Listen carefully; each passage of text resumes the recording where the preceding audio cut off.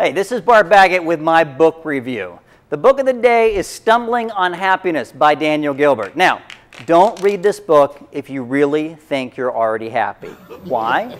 The author builds a very strong case which clearly states I am totally and utterly, completely incompetent to predict my own level of future happiness. That made me feel good. When I say me, I mean you and me. We're deluded creatures of emotion who ignore all the facts, delete evidence, and systematically make poor decisions about which path will lead us to the Zion of happiness. Now, I'll give you two quick examples in a book full of worthy ones. Answer this. Which will make you happier? Your favorite food or a nice variety of good foods?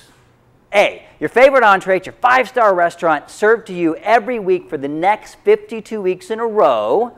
Now, this option gives you no variety, spaced 1 week apart. Think about it. Or option B, a different entree at your favorite 5-star restaurant served every week for the next 52 weeks in a row. Now, this option gives you variety spaced 1 week apart. Which one would you choose? Study shows that a variety in a short span of time makes us very happy, which is why a variety platter at restaurants are so popular. Studies also show that time between these events dramatically increases the level of satisfaction of this event. In other words, eating a bowl of ice cream 10 times in one day lowers your happiness factor for that 10th bowl. But eating one bowl of ice cream each month increases your satisfaction of the 10th bowl immensely. So let me translate this to the adults in the audience. Making love to your spouse 10 times a day isn't nearly as satisfying as only once a week for 10 weeks in a row, and each session would rank even more satisfying if you waited a week between each session. So, in other words, spice up your love life, increase the time between the sessions, or simply add variety to the short term. And if you figure out how to talk her into that, men across America would want to know your secret.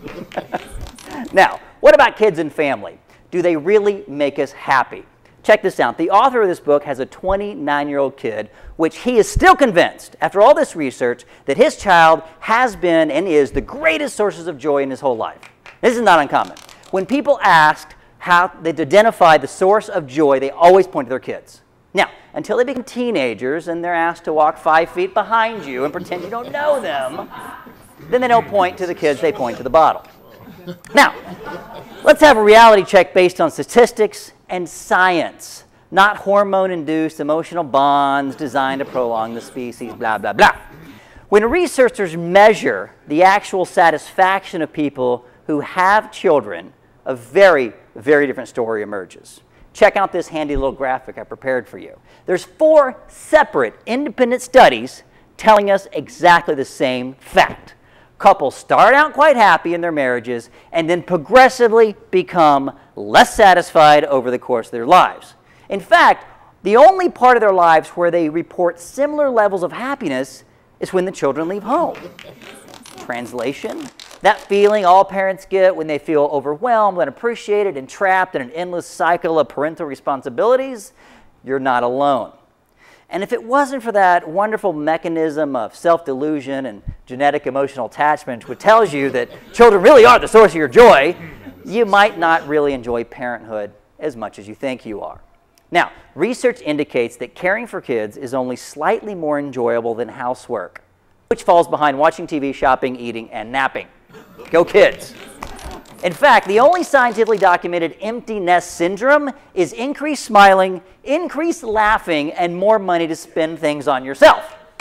Now, Mr. Gilbert says the only reliable evidence which could really help us predict what makes us happy in any given option is to interview people who are actually experiencing it right now, right now. Interview real married people, current parents, working cops, working comedians, and then see if that career will make you happy. So, are you really happy? Who knows? My future is bleak because I'm completely and utterly incompetent to predict my own happiness.